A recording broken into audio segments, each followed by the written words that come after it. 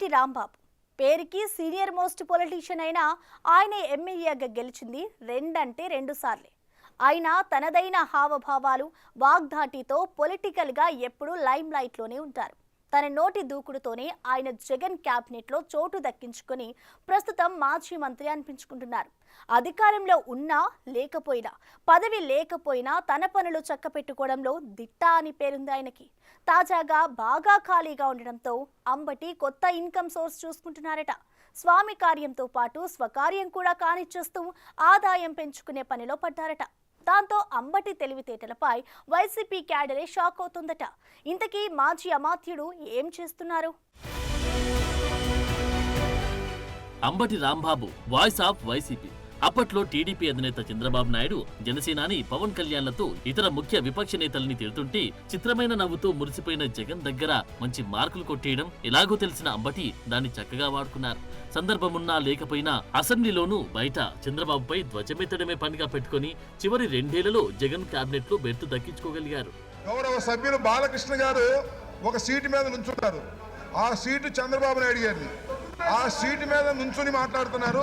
అయ్యా ఆ సీట్లో ఛాన్స్ వచ్చింది, కూర్చోవయ్యా బాబు అంటే నేను కూర్చొని అంటున్నాడు. ఆయన ఎన్టీ రామారావు గారిని వెన్నుపోటు పొడిచి వాళ్ళ బావగారు అధికారంలోకి వచ్చినప్పుడు చంద్రబాబు నాయుడు గారిని ఈయన సపోర్ట్ చేస్తే బాలకృష్ణ గారి మీద అపవాదం వచ్చింది. బావకు సపోర్ట్ చేశాడు, తండ్రికి అన్యాయం చేశాడని. ఇవాళ ఛాన్స్ వచ్చింది, ఆ సీటు మీద ఎక్కి నుంచుంటాడు. ఎందుకు కూర్చునేదానికి నాకు అర్థం కాలేదు. అంబటి రాంబాబు పొలిటికల్ కెరియర్ కూడా ఆయనలాగే ఎవరికి అంతుపట్టకుండా సాగుతూ వస్తుంది. తన 36 సంవత్సరాల పొలిటికల్ ఇండస్ట్రీలో ఆయన ఎమ్మెల్యేగా గెలిచింది రెండు సార్లు. 1988లో గుంటూరు జిల్లా Congress party legal cell convener గా పొలిటికల్ ఎంట్రీ ఇచ్చిన బిఎల్ చేసిన ఆ లాయర్ ఆ మరుసటి ఏడాది అంటే 1989లో గుంటూరు జిల్లా రేపల్ల నుంచి మొట్టమొదటిసారిగా ఎమ్మెల్యేగా గెలిచారు. సరిగ్గా ఆ ఎన్నికల ముందు కాపునాడు వ్యవస్థాపకుడు వంగవీటి మోహన్ రంగా విజయవాడలో హత్యకు గురయ్యారు. దాంతో యావత్ రాష్ట్రం బగ్గుమంది. కాపు సామాజిక వర్గంలో వచ్చిన వ్యతిరేకతతో అప్పటి ఎన్టీఆర్ ప్రభుత్వం గద్దె దిగాల్సి వచ్చింది. కాపు సామాజిక వర్గం గణనీయంగా ఉండే రేపల్లె సెగ్మెంట్ లో అదే వర్గానికి చెందిన అంబటి రాంబాబుకు జాక్పాట్ తగిలి ఎమ్మెల్యే అయ్యారు. అది మొదలు తిరిగి 30 ఏళ్ల తర్వాత కానీ ఆయన తిరిగి ఎమ్మెల్యే అవలేకపోయారు.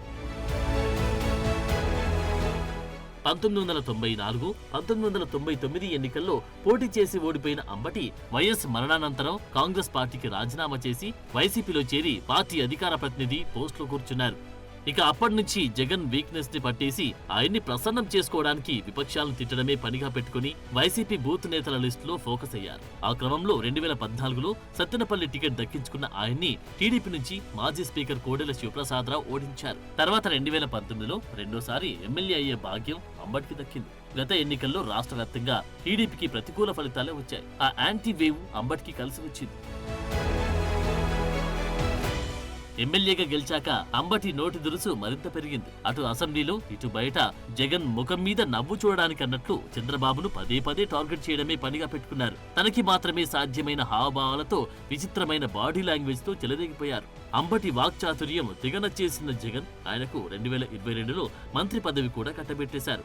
ఏకంగా జలవనరుల శాఖ కేటాయించారు. టీడీపీ హయాంలో 72% పూర్తయిన పోలవరం ప్రాజెక్టును జలవనరుల శాఖ మంత్రిగా పూర్తి చేయించలేకపోయిన అంబటి రాంబాబు ఆ ప్రాజెక్ట్ డ్యామేజ్ అవుతున్నా ఏం చేయలేకపోయారు. ఇప్పుడు సరిగ్గా సీన్ రివర్స్ అయింది. 11 సీట్లతో వైసీపీ సరిపెట్టుకోవాల్సి వచ్చింది.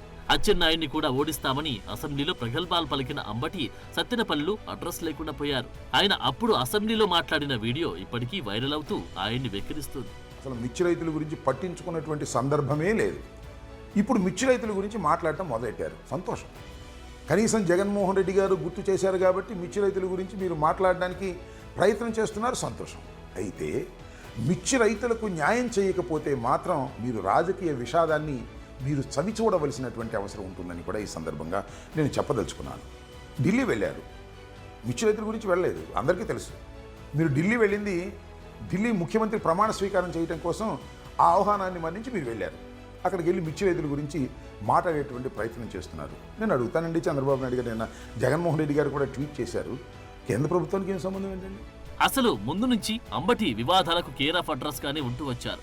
అంబటి రాంబాబు ఒక మహిళ మధ్య జరిగిన హస్కీ సంభాషణకు సంబంధించిన ఆడియో సోషల్ మీడియాలో హల్చల్ చేసింది. 2011లోని ఆయన తన వీక్నెస్ ఒక స్టింగ్ ఆపరేషన్ లో బయట పెట్టుకున్నారు. మంత్రి అయ్యాక వైఎస్ సంక్రాంతి లక్కీ డ్రా పేరుతో లాటరీ టికెట్లు అమ్ముకుంటూ దొరికిపోయారు. మరోసారి పులుసులో పడి గిలగిలా కొట్టుకున్నారు.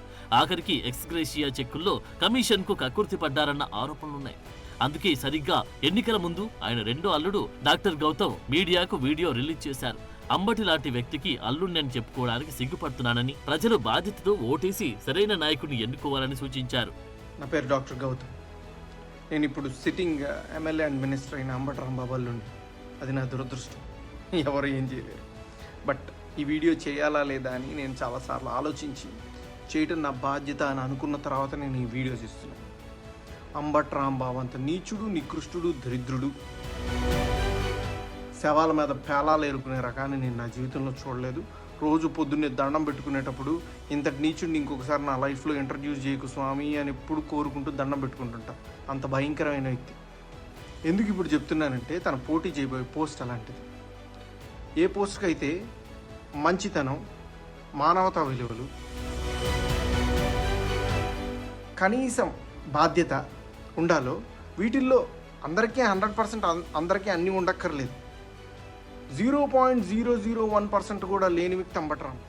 అంబటి అల్లుడు చేసిన సూచనను సత్తెనపల్లి ఓటర్లు మన్నించారు. ఎన్నికల ముందే డాన్సులు వేసేసిన మాజీ మంత్రిని చక్కగా ఓడించేశారు. ఆ దెబ్బతో సారుని సత్తెనపల్లి నుంచి మార్చేసిన జగన్ గుంటూరు జిల్లా వైసీపీ అధ్యక్షుని చేశారు. సొంత సెగ్మెంట్ లేకుండా పోయిన అంబటికి ఇటీవల ప్రకటించిన వైసీపీ పొలిటికల్ అడ్వైజరీ కమిటీలో స్థానం లభించలేదు. ఇప్పుడు బాగా ఖాళీగా తయారైన అంబటి రాంబాబు తన నోటి దూకుడుతోనే క్యాష్ చేసుకునే పనిలో పడ్డారంట. సొంతంగా తన పేరుతో అంబటి రాంబాబు యూట్యూబ్ ఛానల్ పెట్టుకుని ఆదాయాన్ని ఆర్జిస్తున్నారంట. ఏపీలో ఉన్న రాజకీయ నాయకుల్లో అలాంటి ఇన్కమ్ సోర్స్, అసలు అలాంటి తెలివితేటలున్న నాయకుడు అంబటి రాంబాబు ఒక్కరే అంటున్నారు. తన వెటకారం, పంచ్ డైలాగులతో రికార్డ్ చేసిన వీడియోలను ప్రత్యేకంగా 2 ఎడిటర్లను నియమించుకుని యూట్యూబ్ లో అప్లోడ్ చేయించుకుంటున్నారంట. అప్లోడ్ చేసిన వీడియో లింకులను వైసీపీ గ్రూపుల్లో పోస్టులు చేస్తూ వేవ్స్ పెంచుకునే పనిలో పడ్డారంట.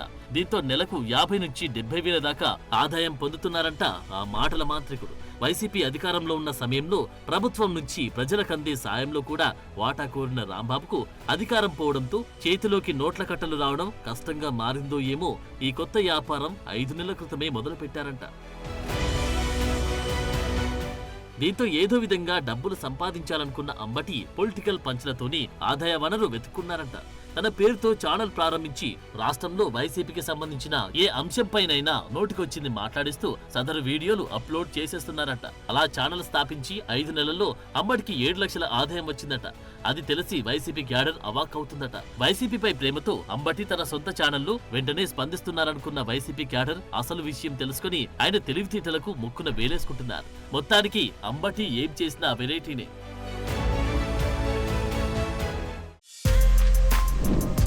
For more videos like this, subscribe Big TV channel.